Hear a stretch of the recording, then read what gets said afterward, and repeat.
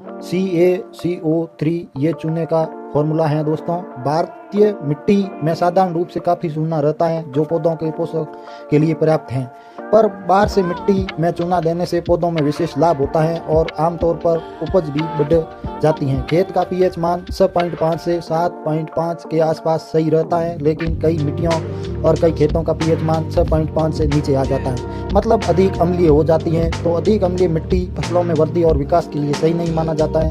चूने का निर्धारित मात्रा में प्रयोग करने से हम मिट्टी का पीएच मान बढ़ा सकते हैं। आइए जानते हैं कि 7 ऐसे फायदे जो चूने डालने के फायदे और कुफायदे भी जो है हम जानेंगे।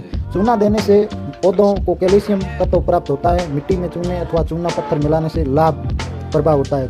दूसरे नंबर है मिट्टी पर चूने का शारीरिक क्रियात्मक प्रभाव पड़ता है। उन स्थानों में जहां मिट्टी में जीवाश्म पदार्थ अधिक हो और जल निकासी उचित न हो वहां चूना डालना हितकारी है। इसमें मिट्टी सुधार की जा सकती है। हिमालय के निचले तराई क्षेत्रों में आवश्यकता पड़ने पर इसका प्रयोग लाभप्रद रहता है। चूने में मृदा की अम्लता तो दूर होती है। अधिकांश फसल अम्लीय मिट्टी में नई उपज हो जाने से उपयोग करना पड़ता है। इसमें मिट्टी का उदासीन साझी बन जाती है। कार्बनिक पदार्थों के विषय से खेतों में अम्लता बढ़ती रहती है। तीसरे नंबर पर चूने की उपस्थिति में मिट्टी का घुलनशील फास्फोरस है, जो घुलनशील फास्फोरस के रूप में बदलकर पौधों को उपलब्ध हो जाता है। और मिट्टी में आयरन तथा एल्युमिनियम को फास्फेट घुलनशील रहने से पौधे उन्हें ग्रहण करने में असमर्थ होते हैं। चूने के उपयोग से पौधों के लिए जो उपयोग हैं वो अपर्याप्त बन जाते हैं। मिट्टी के घुलनशील पोटास को चूना विनिमय द्वारा ऐसे रूप में बदल देता है कि पौधे उसे शीघ्र ग्रहण कर लेते हैं, जिससे पैदावार अधिक होती है। तो दोस्तों 5 नंबर में उदासीन मृदा में पौधों को लाभ पहुंचाने वाले कुछ सूक्ष्म जीवाणु सक्रिय बन जाते हैं और अपना कार्य सुचारू रूप से करते हैं।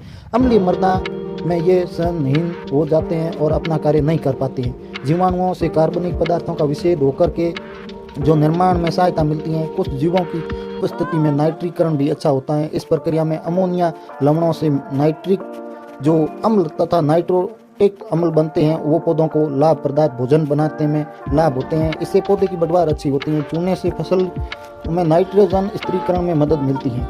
भूमि में कार्बनिक पदार्थों के विच्छेद से कुछ विषैले पदार्थ बनते हैं जो पौधों में हानि पहुंचाते हैं। चूना डालने से इसके कुछ प्रभाव दूर हो जाते हैं और फसल अच्छी होती है। सुपर फास्फेट, घुली हुई हड्डी, अमोनियम सल्फेट आदि उर्वरकों के साथ चूने का उपयोग करने से पौधों में विशेष लाभ होता है। ये उर्वरक अम्लीय होते हैं और चूने की स्थिति में इससे पौधों को अधिक से अधिक लाभ होता है। चूना इसकी अम्लता को दूर करता है और यदि चूना न दिया जाए तो सुपर फास्फोरेट से आयरन तथा एल्युमिनियम के फास्फोरेट बन जाते हैं। ये जल में नहीं घुलते हैं, अतः पौधे इन्हें ले नहीं पाते हैं। तो दोस्तों चूना पूर्ण पदार्थ हैं। इसे कठोर चिकनी मिट्टी और कणों का लोशन अथवा कण विभिन्न होने से बहुत सहायता मिलती है। अनेक दशाओं में मिट्टी की भौतिक तथा रासायनिक दशा सुधर जाती है। भारी चिकनी हल्की मिट्टी, हल्की रेतीली मिट्टी के कण बंद करके भारी बन जाते हैं। भूमि की जल धारण क्षमता भी कम होती जाती है। नीचे और जल का रिसना बढ़ जाता है। इससे खेत की जुताई सहज हो जाती है और मिट्टी भुरभुरी बनी जाती है। दोस्तों ये थे चूने